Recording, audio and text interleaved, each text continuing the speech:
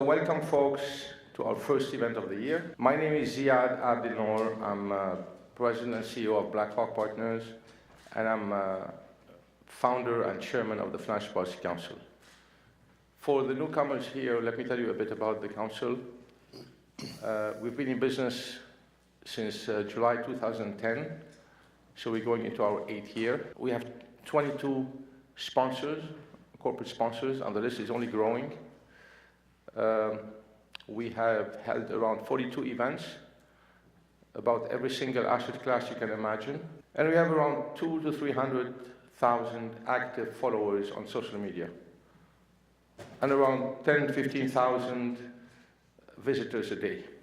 So we're getting there. What's the message, really? Who are we? Why do we do these things? We're here to find solutions, basically. Solutions to problems around us. Mostly issues that affect your pocket. We're not talking about immigration, foreign policy, or anything like that. We're here trying to build a group of very well-educated people who understand the wealth creation process and who, in due time, will all become millionaires and billionaires. We want to create an army of millionaires and billionaires. And to be able to do that, you have to be very well educated and differentiate the wheat from the chaff. We're looking to gather independent-minded people, very opinionated people, backed by real facts, and having them network together and make money. There's nothing more lethal than being educated and having money and creating wealth. Nothing can stop you once you get there. Just to give you an example, if you look at the last presidential elections, they were backed only by 128 families, PACs, and families who basically raised all the millions for all the presidential elections. So think about it, if we can gather a group of 5,000 to 10,000 people like that, how dangerous you become. You've got to be relevant. If not, nobody cares what you say or what you do. I'm really happy you guys came in here despite the circumstances. You're true warriors. You want to learn, you want to network, and you're all eager to make a lot of money and create wealth. And it shows by your presence here. I like people who are very intense, who are very competitive, who want to make a difference, who want to kick ass. And that's what we're here for, to make an impact. Enough talking and crap and non-profit. They talk about, theories. There's a specific group of people that matters to us. And these are the people that matter in life. And I want you to remember this for a long time. Forget about the professors, the academics, the lawyers, the politicians, the economists. They know crap because they don't have skin in the game. Anybody who doesn't have skin in the game is irrelevant. His opinion doesn't even matter. Who cares about their opinion? They have no skin in the game. They're pontificating. I'm going to give you an advice. What is your advice worth if you have no skin in the game? If you're not taking risk, if you're not a risk taker? Unfortunately, here in this country, we have lost this edge. I think it's coming back again under the Trump leadership. But we've lost this edge. I'll tell you, when I came to this country a number of years ago, the sky was the limit. You could do anything you want. You could dream anything you want. Wall Street was different. The age of greed, yeah, greed is good. I'm not saying greed is good, but there was an incentive. Today, kids graduate from college. They're happy that they have a roof on top of their head. They're happy they have their pathetic little job. I'm happy. I'm fine. Thanks, Dad. I have a job. not, I want to be a billionaire. How can I be a billionaire? Today, if you use the word capitalism, wealth creation, you're evil. There's nothing wrong in that. We have to get rid of this. There's nothing wrong in making money, because the only way you're going to employ people is by making money, by making a profit. If you're not making a profit, you cannot employ anyone. You cannot give to charity. You cannot do nothing. You can empower nobody.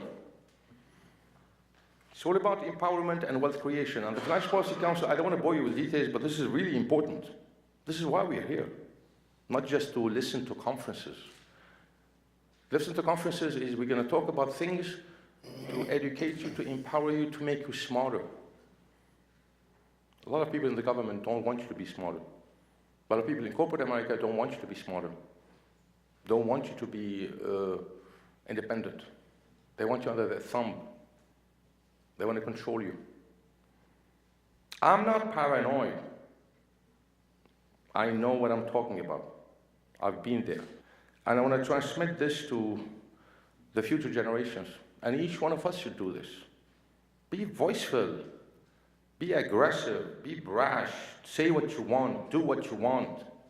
Stop being, you know, a lot of you guys in here are like that. So I'm not saying that. So that's what the Financial Policy Council is about. It's a club of wealth creators. It's a club that's going to empower a lot of people to become very wealthy, to bring about change, to make an impact. Make a damn impact. If not, your life is worth nothing. Nothing. First, I want to thank the board members and the board of trustees who have sponsored those events and have been incredibly supportive throughout the last 7 years. Please stand up for big applause.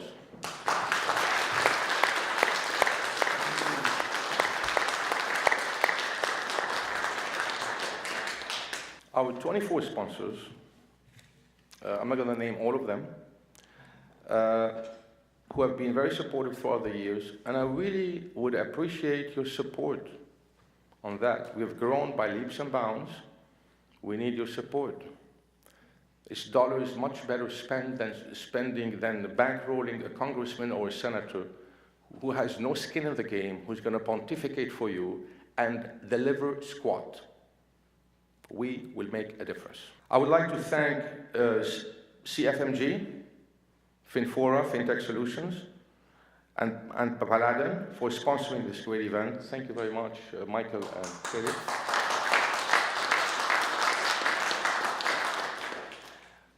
Before we start the event, the panel, the discussion, we also have an Entrepreneurship Award, which we give every month to an entrepreneur. We love entrepreneurs. We love people who skin the game. We love risk takers.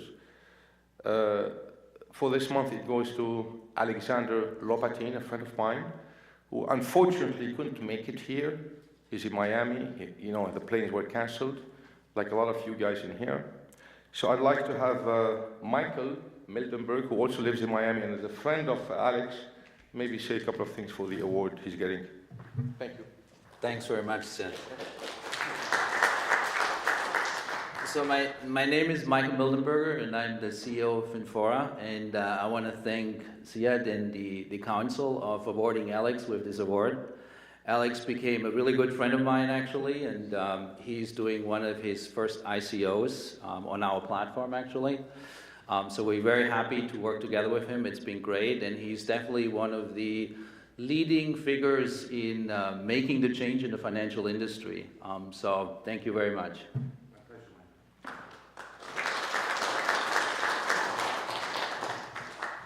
Truly impressive guy, Alex. I'm sure you'll meet him at one of our upcoming events. He speaks 5 languages, Russian, French, Spanish, whatever.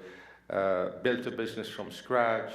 He's going to be a leading figure in the fintech space, along with Michael. Birds of the same feather flock together. We'll share. All right. Okay, we had a third panelist here, Huey, who's Caleb's father. Unfortunately, he could not make it, not because he missed his plane. He's a planner for that. My dad would have loved to be here. He is the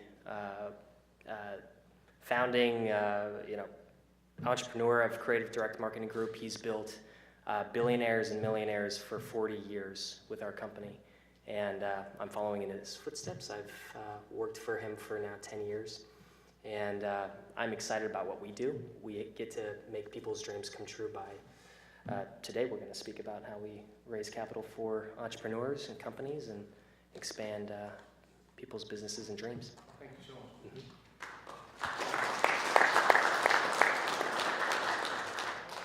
Okay, so as a panelist here, we have two panelists, Caleb Huey, who just spoke, along with Michael Mildenberger. So without further delays, let me tell you how this works here. So I'm going to ask Caleb and Michael a number of questions, trying to grill them as much as I can. It's more fun. And then I'm going to leave it up to you, the audience, to ask them any questions you want. It's a very interactive forum here. You know, it's not like a typical think tank where there is one guy who makes a speech and everybody yawns. No, it's very interactive. So you're going to be able to ask them the questions you want after I'm done with them. So, first question I have for both of you gentlemen, and any one of you can answer the question. What is really crowdfunding and what's an ICO? Well, crowdfunding is a broad term, and if you're familiar with Kickstarter, where I give you $100 and you give me a t-shirt with your company name on it, that would be one kind of crowdfunding. But it's also equity crowdfunding specifically, or debt crowdfunding, or ICOs, is asking the crowd for funds.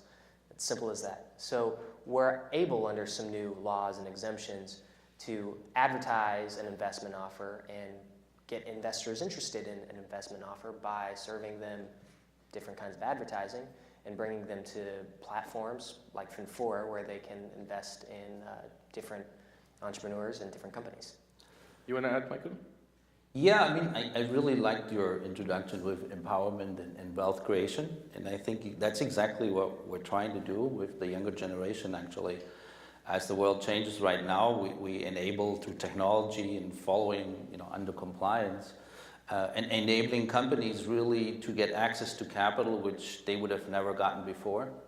Especially if you think about, the 2008 crisis, which I'm sure a lot of us still remember. And what came out of it, and the fact that these private companies couldn't raise any money anymore from banks. Startups have a harder and harder time to get money in there, especially for their Series A rounds. So, you can get angel money, but then from going from angel to like a Series B is a very difficult undertaking, because a lot of VC organizations which were focused on Series A now have so much money actually in their pockets that they say, why should I do a $2 million deal if I can do a $10 million deal? So in really crowdfunding and ICOs empowers these companies now and brings them together and connects them directly together with private investors.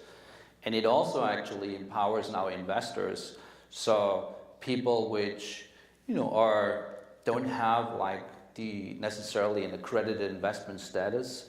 It also enables now what's called non-accredited investors. So people which do not make over $200,000 or not $1 million worth, they are actually able to log on to platforms like ours and participate in these deal flow, which was exclusive, which was very exclusive before, and create wealth this way as well too. And so I really like that picture of empowerment and wealth, because that's really what we're talking about. Perfect. Thank you, Michael. So what kind of companies should consider or watch out when raising money through crowdfunding or ICOs? Well, we've advertised offerings in debt and equity, and now we're moving into a lot of ICOs because of the marketplace. So the first deals that we were able to advertise to investors for my firm were debt deals. And we were able to raise $10 million for the first client that we had under Regulation D 506C. We sent out direct mail pieces and We advertised digitally to accredited investors and got them excited and interested. This is right after the financial collapse, so the real estate market had tanked. They put together this real estate fund to buy up a lot of assets. They were able to easily then generate $10 million into this fund through this advertising offer that showed a great potential return for the investors. It got them excited. And then we began getting equity offerings for tech companies, for products that wanted to expand, and now the ICOs. So it really is for any company that's looking to raise capital for expansion, whether it's debt, equity, or now tokens. Mm-hmm. Yeah, and I mean, there's like, if you look at, you know, the field of, 99% of all the companies in the United States are, you know, small and medium-sized businesses, including the startups, obviously. And that's the backbone of the economy at the end of the day. It's not your HP and IBMs in this world. It's, you know, these 99% of the businesses, they supply over 50% of the workforce in the United States. And they get ignored a lot of times. And that starts with, you know, like a brick and mortar company, which he goes to work every single day, and he has an air conditioning business, and now he can't buy another, you know, the truck for his business, right? Because the bank just doesn't give him money anymore. Now he has a possibility to raise, you know, to go on a platform like that and raise raise the $100,000 for his new truck as a loan from 500 different investors, for example, right? But then you also have more of like your tech company, your more high-tech startup company, and they want to get going and maybe want to raise $1 million or $2 million to go to the next stage, and they can do so in offering some equity in their company to potentially thousands of investors out there. And then you have the new category of ICOs, which really came from the idea that there's a new technology called blockchain, and you had companies in this ecosystem of blockchain which had a really good idea of how to change the world and introducing something new based on blockchain technology, and they would write up, and it really started with them writing up an idea on a white paper, without really having a lot of times an actual team together. And now they could go out and inspire people to put in $20 million for a great idea in order to execute on that idea, right? And so it really depends what kind of company comes to the platform. So they have different needs, and some want to do debt, some want to do equity, and some want to do an initial coin offering. So what does Finfora do exactly? So we provide the technology and all the compliance which is necessary in order to do fundraising either through debt or equity or an ICO. So we have a product or a solution which is called Series 1. So you can log on series1.com. And as a business, you can actually list yourself there. You can market to the investors. And you can transact right there. So an investor can come and they can actually, if they like what they see, and there's a due diligence room and all the information is available, and then they can directly invest into that deal. So literally you can come and log onto the platform as an investor, and 10 minutes later you're a shareholder of that company. And then we work together. So there's 3 real pieces here, which is technology, compliance, which is really important, as you probably open up the paper every single day and you see SEC and subpoenas and ICOs and all these words, right? So that's becoming a bigger topic. So you have technology, you have compliance, and you need marketing. And we don't market the deal actually. So we work together with Caleb and his organization to actually, where he takes that deal and he actually has all the tools in order to market it to accredited or non-accredited investors. Yeah. Caleb, what type of marketing advertising do you usually do for investors? You know, specifically, I know marketing advertising is a very broad term. Yeah, you know? yeah. So our company, we have an agency called Creative Direct Marketing Group. We have a small staff. We're about 20 people. We have account executives, copywriters, media buyers on staff. We specialize in direct response marketing versus image advertising. Image advertising would be branding. It would create a feeling for you. Our advertising is direct to the consumer. It highlights the benefit. It has a call to action. And we're targeting audiences, niche audiences, and in this case, when we target an investor, we work with a lot of big data companies to find the right kind of information about that investor, to find what they're interested in, how they respond to things. Do they respond to things via Facebook ads, or do they respond to things via direct mail, or do they respond to TV commercials? And then we put together those different media, and then we target the people that are inclined to respond that way. So once you get somebody to click on, let's say, a Facebook ad, we would then send them to a platform like Finfora's, where they can invest in that company. So we create all of the advertising, we do all of the targeting, so we write all of the ads themselves, and we figure out how to target the right individuals, and then we would send them, in this case, to Finfora. Yeah, I mean, I always compare it to we know Uber and we know Airbnb and these organizations, and they wouldn't exist if we wouldn't have this, right? Yeah. So that's a fact, and so all mobile phones and apps, and now we're going in the next generation, and so it's similar in the financial industry. We are getting to a point where we have the tools from a technology point of view, and we have the regulators finally starting to work with us as well too, in order to actually enable that change which takes place in the financial industry, which we saw in other industries like the transportation industry, like the hotel industry, like the music industry, for example. Yep. And then you have things like I remember in the music industry when it first started Napster, right? And they shut it down because it was the Wild West. And it's similar to us, I think, with the ICOs. If you look at the field, it doesn't mean because they shut down Napster that we stopped downloading music, right? So we still followed that. We still had a change of behavior, that we're now getting all our music not from a CD anymore, but we actually download it on our cell phones, on our desktops. And it's exactly the same thing happens in the financial industry right now, where we now have tools in order to just do things very differently and interact directly with each other rather than having somebody in between. Okay, so what makes you different than other ad agencies? Why are you specializing in Jobs Act, equity crowdfunding? Well, other ad agencies, if you think of a branding agency, they might put a billboard up with somebody smiling holding a Coca-Cola. Mm-hmm. If you're at the supermarket, you might look at Coca-Cola and for some reason feel good about the brand. That's not what we do. Mm-hmm. So I put together, in the crowdfunding sense, I'll put together an integrated advertising campaign where I'll send out 100,000 pieces of direct mail. 100,000 pieces of direct mail? Yeah, Wow. to 100,000 investors, potential investors.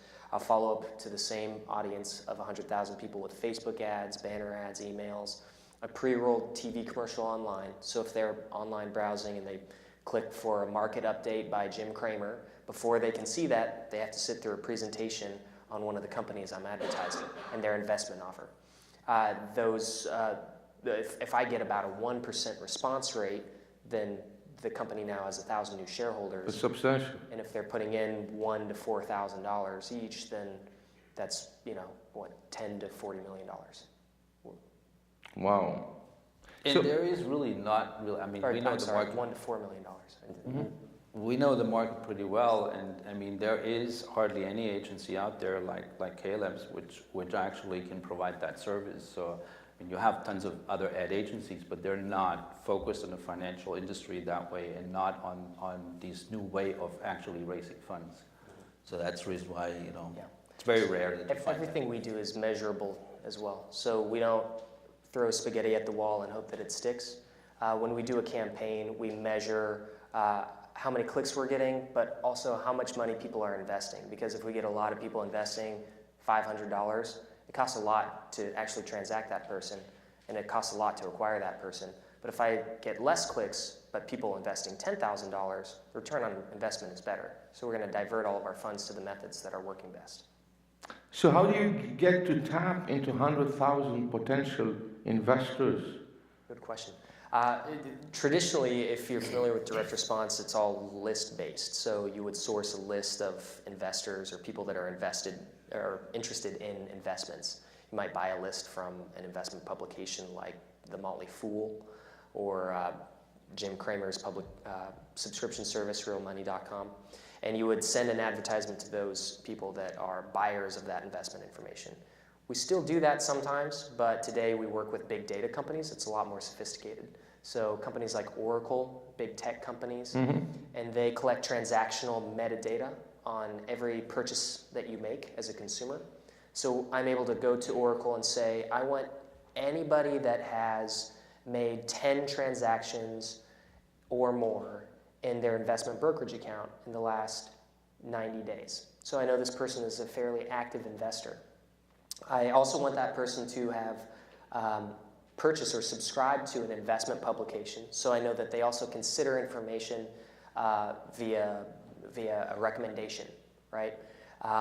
Also, I want that person to have responded to a direct mail piece in the last 12 months, so I know that they aren't they're direct mail responsive, so they don't simply throw away direct mail.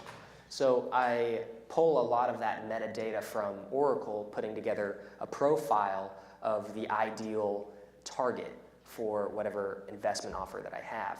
I can pull other purchasing decisions based on what kind of product or company I'm advertising. So if they are a retail company raising capital, I can pull different metadata based on people that are interested in the retail sector. I can pull different metadata for people that are interested in tech, so on and so forth. So instead of going to 100,000, I don't know, just an idea, why don't you go to the ultra high end, the ultra super super high net worth investors, like maybe 5,000, each one of them have a net worth of $10 million and more? I do that. Good. So good to disclose this. What we've been speaking about is under one exemption, the Regulation A+. It allows you to advertise to non-accredited investors or everyday people to invest, and you can invest $500 or $1,000. The ultra-high net worth under Regulation D506C, which allows you to generally solicit accredited investors or high net worth individuals. Those campaigns, they do take a little bit more manpower because a high net worth individual is going to be more skeptical. They're not going to make as much of an impulse decision. They're going to probably consult with a few people before they make a decision. So it's more of a lead generation process where you get them interested, they raise their hand, you get to talk to them, and then you need to sell them. And it becomes a process where you have to sell them on a $1 million investment instead of an impulse decision across a large basket of investors putting $1,000 in each. So when you go in a campaign, what's the lead time? What's the sales time to go from, initiation to closing, executing on a deal? That's a good question. Every deal is different, so of course. I don't have a very specific standard question. I've understand. Yeah, but in general. Yeah, in general, it takes me 60 to 90 days to create my advertising. To create it, I see. Yes, and then once I disseminate that advertising, it might take another 30 days for all of the response to come in. Online advertising, I might target people for that 30-day period, so you might have people responding there toward the end of that 30 days. Additionally, if they're put into a sales process, that will take longer. So if we're doing the lead generation to the ultra-high net worths, that process will take longer as well. So you guys work very closely together, ICO, crowdfunding. How do you really interact? I mean, how do you make the maximum impact together with an investor you have identified or a group of investors? Yeah, I mean, where people don't realize, so I mean, it goes back like to the good old times when we first had e-commerce popping up. Yeah. And just because somebody puts a .com page doesn't mean that now you can sell your product. So people realize that there, and some people are starting to realize that here in our space now too. Just because you list on our platform and you completely comply, and it doesn't mean that all of a sudden you get the investor traffic you're looking for. True. And that's where we interact with each other. So, meaning we get the deal coming in. We'll make sure that we do all the registrations with the SEC. And it depends. You can file under different rules and regulations. For example, we are one of the few companies which holds what's called a crowdfunding FINRA license. So there is, I think, close to 30 companies now in the United States which hold that, and we're one of them.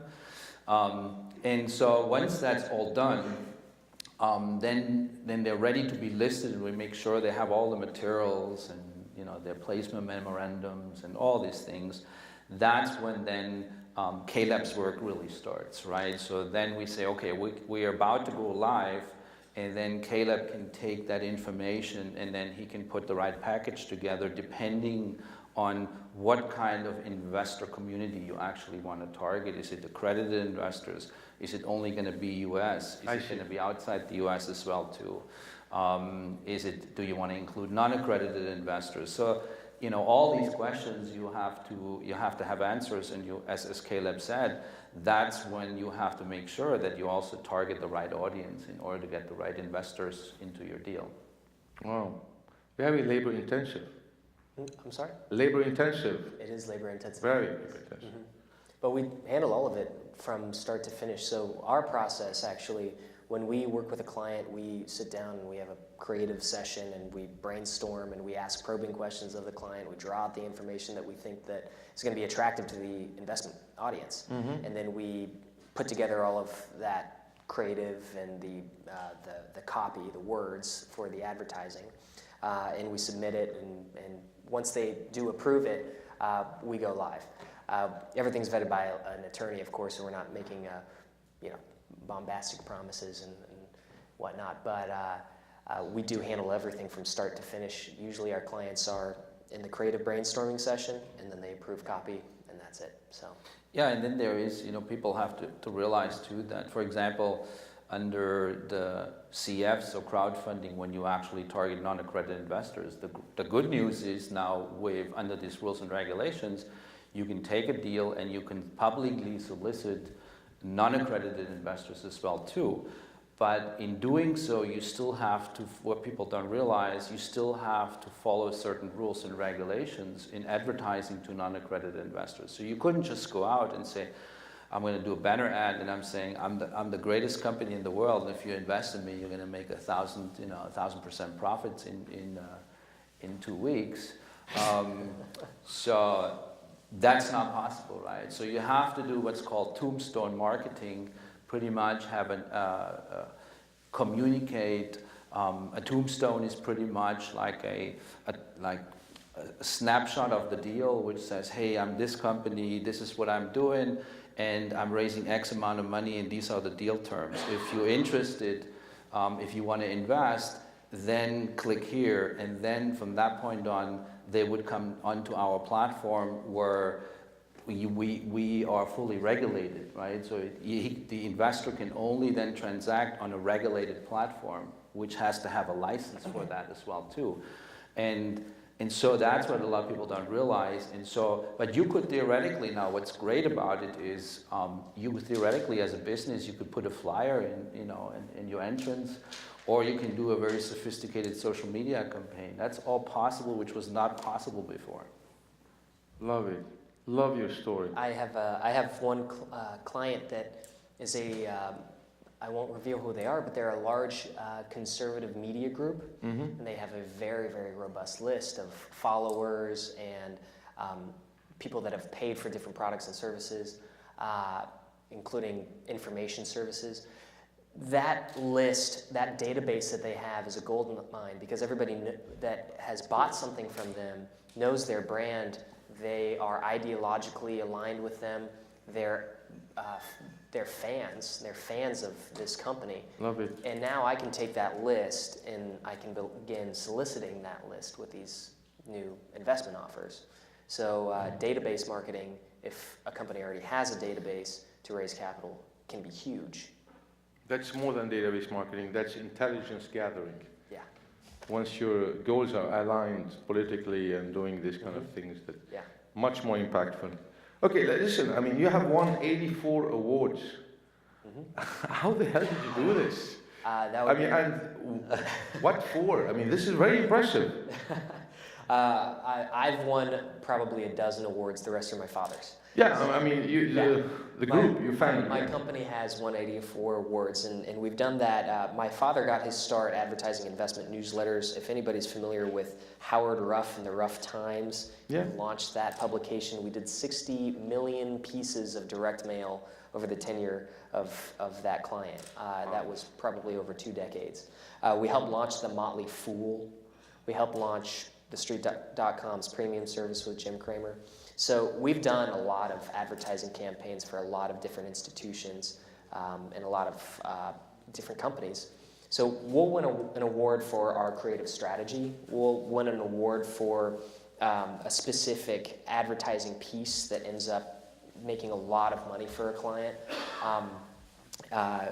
So we've won awards really in every category: television, direct mail, digital advertising strategies. I just won an award last year for the best investor relations campaign for a public company acquiring new shareholders. It's awesome. So different categories, 84 awards. Yeah. It's fantastic, Micah. All right, guys, it's time for your questions. Jay Salzberger, I do a little bit of mathematics. Do you still recommend that people read how to write advertising copy that sells? I would, yes. That's a great question. I love a lot of the classic books in direct response advertising because the principles don't change as the media does. So we apply direct response advertising copy principles to Facebook ads, and they work better when we do that versus general editorial copy. So yes.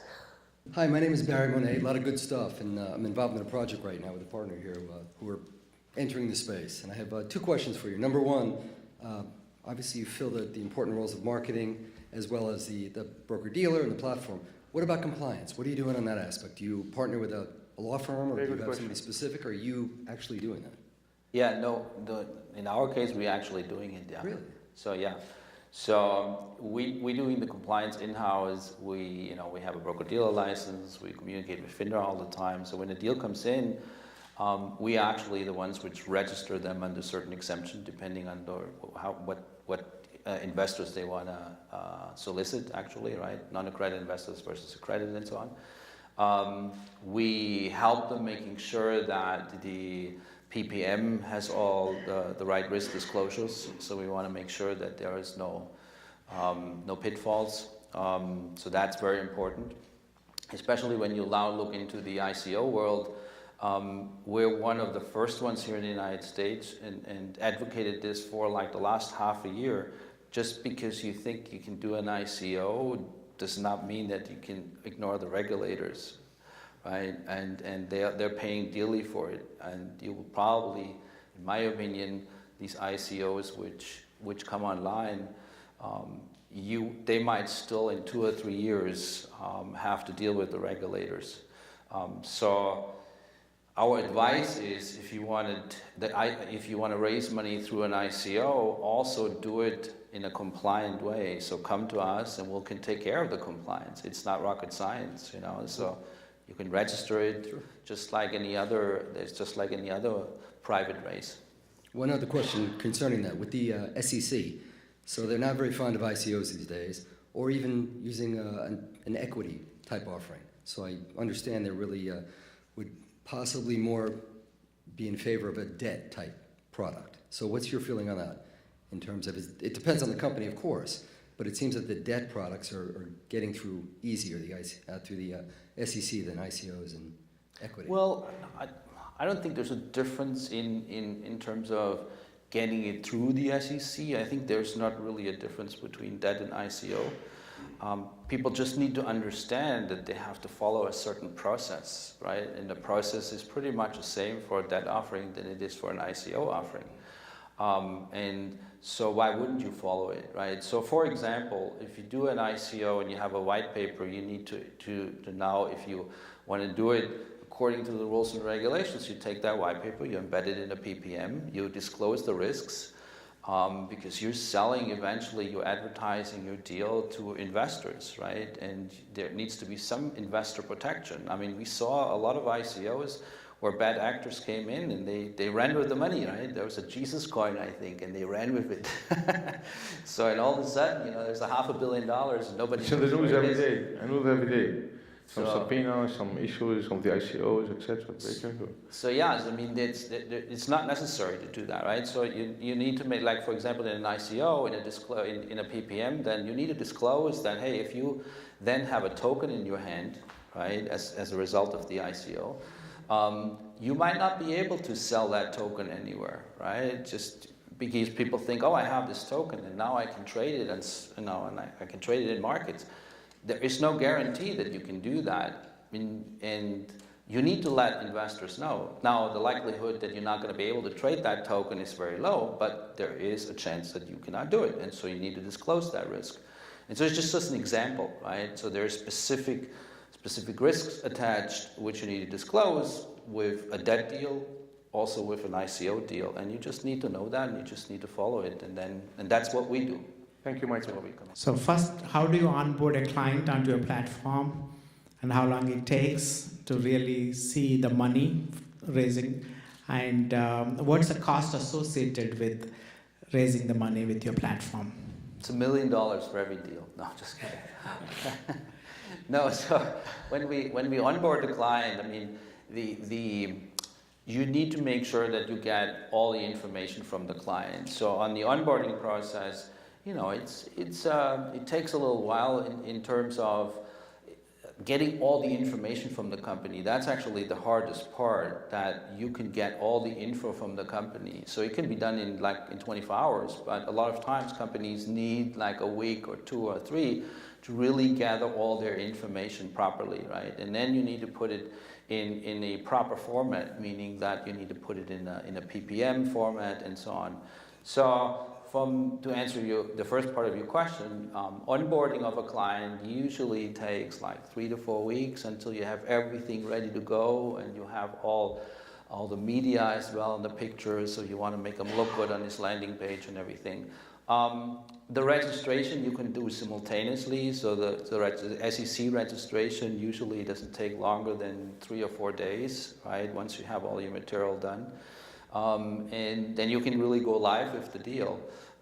And then really, you know, that's where we hand it off to Caleb, and you heard what the time frame of Caleb is. So realistically, if you start doing a deal, you need to, in a money raise, almost like in a traditional money raise, it still takes you like 2 to 4 months, you know, to actually have a successful raise from the time you actually started. Have you ever taken an assignment and failed to raise the money for any reason, or and if yes, what's your percentage, success versus failure? Yeah, I mean, we had a couple of cases, yeah, where they hadn't been able to conclude the raise, and I think it's really the awareness that people have to be aware. You need to have a professional marketing person taking your deal and marketing it to the right investor community. So but what's the main reason why you cannot raise money for an assignment if that is the case? Usually it's from management, or lack of marketing, or lack of what exactly in general? No, I don't think the deals which failed on the platform were not because there was anything wrong with the deal itself. It was just that they were not willing to invest in the awareness of really investing in the marketing in order to drive investors into the deal. So it's the old, like I said, it's the old thing, just because I have a .com page doesn't mean I'm successful. I could have the greatest business in the world if nobody knows about it, you know. Okay. Yeah, my previous question was, how do you charge the client? Oh, how do we charge the client? Yeah, so it's usually, we usually charge an onboarding fee, and then we take a certain portion of, a certain percentage of the actual money which is raised on the platform. The question I have is very simply, who makes the call for the differentiation between either debt, equity, or a t-shirt when you're talking about a crowdfunding endeavor, and then what products qualify the most for it, what qualify the least, and how do you then sort that all out with regard to debt, equity, or t-shirt? Yeah, I mean, we have internally a team which takes a look at these deals. So we come out from the broker-dealer world, and so we go in there and we look at, you know, the basic criteria, management team, possibility, like do they have a viable product or not, these type of things. And then we make a decision, and then we look and give a recommendation of, hey, you should maybe organize your raise as a loan versus an equity, or try an ICO. So that's the internal team makes that decision. So we're consulting the client on that and give him some suggestions. And it's not like some clients we're not taking on. I mean, it's not like everybody comes to the platform automatically gets listed. So you're saying it's the flavor of your investor pool that's going to determine how that goes. Right, correct, yeah. Because if you do an ICO, then you also have automatically an international investor pool you dip into as well too. Right. So you have to have the criteria to be attractive to investors outside the US as well too, right? What are the 1 or 2 key traits you look for when backing an entrepreneur or a company? Where you say, this is it. If he doesn't have this, forget about it. On top of your head. I mean, from our... Is it more, one second, is it more the technology or the people? No, it always comes down to the people. Well, people, of course. So what are the 1 or 2 key traits? Yeah, if from our perspective, it always comes down to the management team at the end of the day, yes. What are the 1 of the 2 key traits of the management team? The 2 other... The 1 or 2 key traits, important things are that the management team has that you say, this guy is a killer. So, number 1, obviously, that he has an expertise in his field, right? Okay. That's number 1. But that's kind of like a given. But of number course. 2 is what comes back to what you said at the beginning, that this person actually has, that they have the drive to say, hey, they want to make money with it, but at the end of the day, they always want to kind of like change the world as well. Yes, impactful. So, and that motivation, I mean, I always say, like, if you have really a really hard a very strong drive to do something, yes, and you want to change or you want to solve a certain problem, do it. And you're really motivated, you do it so good that money will automatically follow you. I love it. Absolutely agree. Don't do it because you think you make a lot of money. Do it because, What about marketability of product or service? I mean, does that count, or does I mean, you can have a great product and a terrible entrepreneur, or can you have a great product and a crappy entrepreneur that you have to plug some management guru in there? Is that a possibility? How does that work? I've seen that many times. Okay. A great product, Sure. and they need better management, and then better management comes alongside them, and, Right. and they can bring the company to the next level. Sometimes it could be a buyout, or what. It really depends on the. So you would coach on that yourself? I would not with my company, but there are different firms that I could refer to. Thank you. You Good. can Thank answer you. it. Thank you very much. Go ahead. Hi, my name's Alan Blair. I'd like to Ziad's question to Caleb with regard to what percentage of clients that you take on that fail. Sure. And also, would you discuss your pricing structure? Yeah, absolutely. So we have. And if they do fail, why do you think they would? Yeah. I always tell people that we are not magicians and that the marketplace is always right. So if the marketplace has a demand for something, I can tell that story, and if they want it, they will invest in it. So I can present the story in a very appealing way, and I can write all of the best direct response copy, and I can win an award for it. But if the marketplace doesn't like it, they're not going to buy it. So we have had campaigns not be successful, but I usually speak in return ratios, dollar invested in marketing for a dollar return in investment capital. My lowest yielding was down to a 1-to-1, which is, in my opinion, a complete failure. We've had many success stories where we get $40 of investment capital for every dollar spent in marketing. And it really depends on the company and how appealing the offering is. Some things that we think might sound very appealing to the investment audience, and we'll write the story, end up not having the kind of sizzle that we want, and we'll end up, we have a benchmark for success for us. If we're getting you a 10-to-1 or above, we're being successful. If we're getting below a 10-to-1 return on your advertising dollar, in our opinion, it's not a viable option for you for crowdfunding. So every campaign, that's the benchmark that we set out for. And typically, we end up meeting that benchmark because when a client approaches us with a new campaign, they ask us our opinion, and we will not tell them that we think we can sell something that we can't, because it's not within our self-interest either. I highly respect your opinion, but I very much disagree. I'll tell you why. Okay. In my experience, I'm not the messenger here trying to tell the client, you know, Mr. Client, you take it, we understand what the market is, etc. No. The best salesman in the world, and I worked for one of them, called Michael Milken, when he commercialized junk bonds. There was no investor in the world who was buying junk bonds. Nobody. He educated them as to the value of a junk bond and sold it aggressively to them and made a lot of money because nobody was able to sell these securities. So the spread is very high because it's very difficult to sell. You're running monopoly on that. You make huge spread. I don't agree that the market is very uneducated. We invest, it's a crowd mentality. Warren Buffett invested in this company, it must be a great company. Well, Warren Buffett is no god. Goldman Sachs heirs, Warren Buffett heirs, they all make mistakes and they all lose billions. The difference, they can afford to lose billions, you cannot afford to lose billions. For 99.9% of the people. They are wiped out. So, believing on the market, I have zero faith in the market. I have zero faith in investors. They need to be educated all the time. And the smartest one get it. And the others don't get it, but then they follow the smartest ones. So all what you need to do is to follow, this is my opinion. I understand you think, Caleb, but you really have to really know your stuff very well.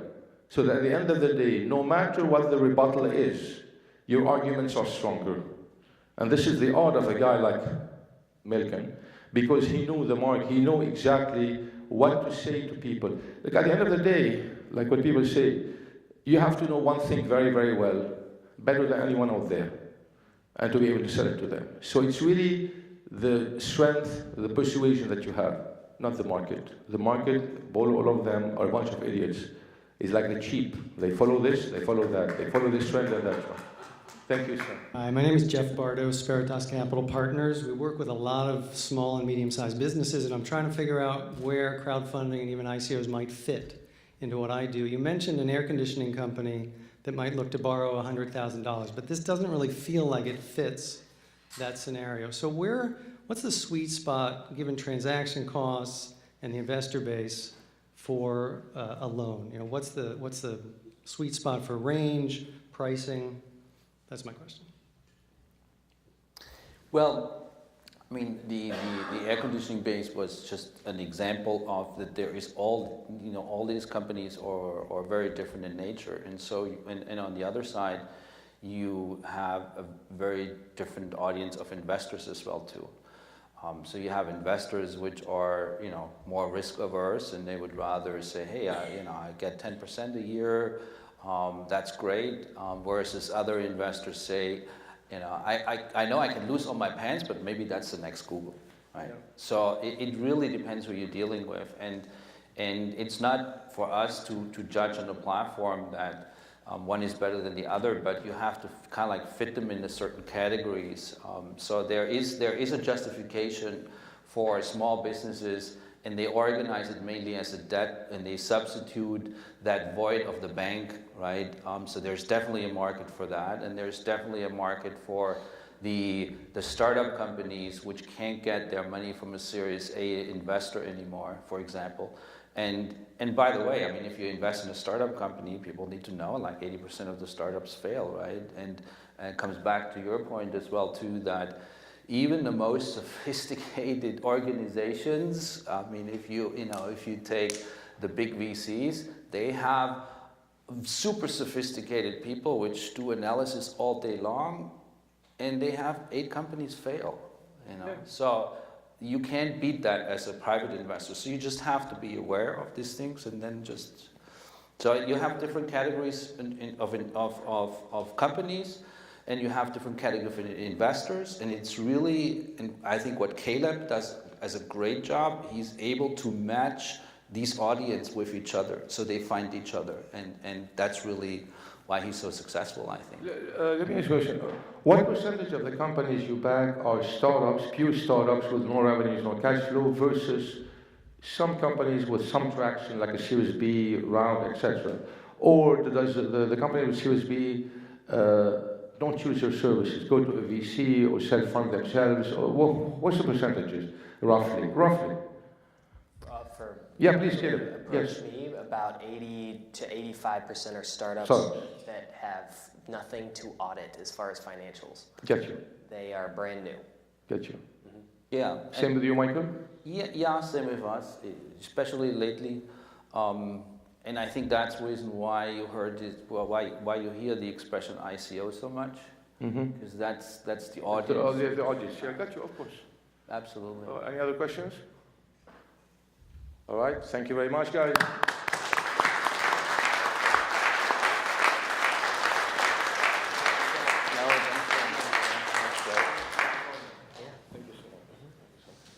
Our next event is April 5, mark your calendar. We're going to talk about family offices, how they invest their money. This is a new class right now of investors, other than VCs, private equity groups, etc., family offices. So we're going to put together a stellar group of experts and panelists, April 5, mark your calendar, and have a great evening. Thank you for coming.